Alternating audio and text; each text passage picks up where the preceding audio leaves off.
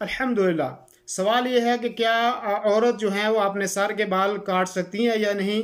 और कहा जाता है कि बाज़ औरतें कहती हैं कि हमने सुना है कि जितने बाल औरत के लंबे होंगे तो वो क़यामत के दिन, क्योंकि कोई जिस्म के अंदर कपड़ा ऊपर, जिस्म के ऊपर कपड़ा नहीं होगा, तो जितने बाल ज़्यादा लंबे होंगे तो ये अच्छा है, क्योंकि वो उसके लिए सतर का जो है वो ज़रिया बन जाएंगे।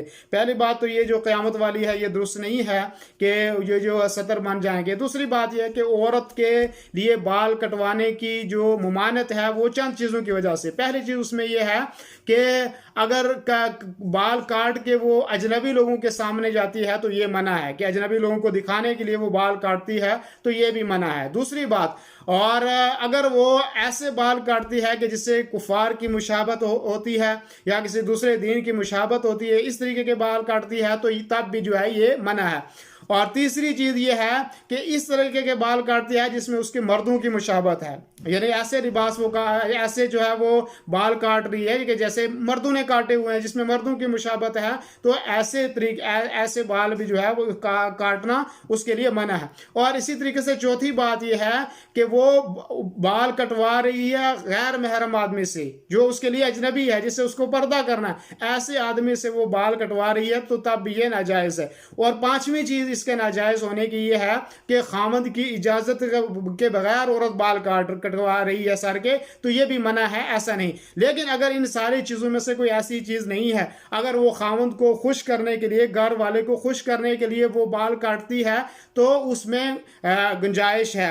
और इतने ज्यादा ना काटे कि बिल्कुल जैसे कि मैंने कहा कि मर्दों की मुशाबत हो जाए, इतने ना काटे, बल्कि घर के शोहर की रजा के लिए, रजामंदी के लिए और शोहर को खुश करने के लिए अगर थोड़े मुझ वो काटती है तो गुंजाइश है। या इसी तरीके से कोई उधर है या सार में कोई बीमारी आ गई है या डॉक्टर ने कहा कि थोड़े से काट लो, तो इसमें भी कोई मना नहीं है काटने में। और दलील इसकी यह है कि हजरत अबू सलमा बिन अब्दुर्रहमान रिवायत करते हैं कि नबी करीम सल्लल्लाहु अलैहि वसल्लम की बीवियां अपने सर के बाल को इतना काटती थी कि वो वफरा बन जाए। अब वफरा किसको कहते हैं? वफरा कहते हैं कि जो कंधों तक आते हों, यानी इतने बाल काट लेती थी कि यानी इतने बाकी रहते थे कि जो कंधों तक पहुंच जाएं, यानी कंधों तक पहुंचने वाले बाल रखती थी आप सल्लल्लाहु अलैहि वसल्लम की बीवियां, बाकी उससे ज्यादा जो है वो काट लेती थी। और ये मुस्लिम शरीफ की रिवायत है, ये सही रिवायत है। इस रिवायत को मद्देनजर रखते हुए इसकी गुंजाइश है कि औरत घर में बाल काट सकती है, लेकिन इससे अजनबी मर्दों के लिए नहीं। और अल्लाह के रसूल सल्लल्लाहु अलैहि वसल्लम की बीवियों ने अगर काटे तो किसके लिए काटे होंगे? अल्लाह के रसूल सल्लल्लाहु अलैहि वसल्लम की खुश करने के लिए। और वो पर्दे में रहती थी और बाहर नहीं निकलती थी, सिर्फ अल्लाह के रसूल सल्लल्लाहु अलैहि वसल्लम की नजर उनके ऊपर पड़ती थी, तो उनके इस तरीके से अगर कोई काटती है तो कोई मना नहीं है।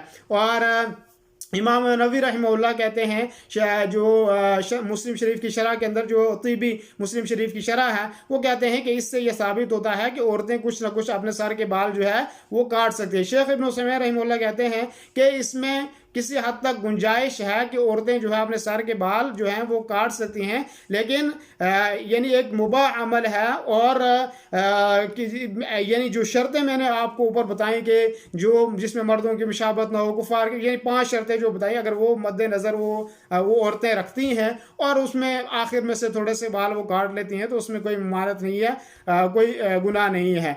और बाकी ये है कि जैसे हज के मौसम में औरतें अपने सर के आखिर में बालों की चोटियों के आखिर में से जो है थोड़े से बाल काटती हैं, तो उनकी भी गुंजाइश इजाज़त है कि उनको काटा जा सकता है।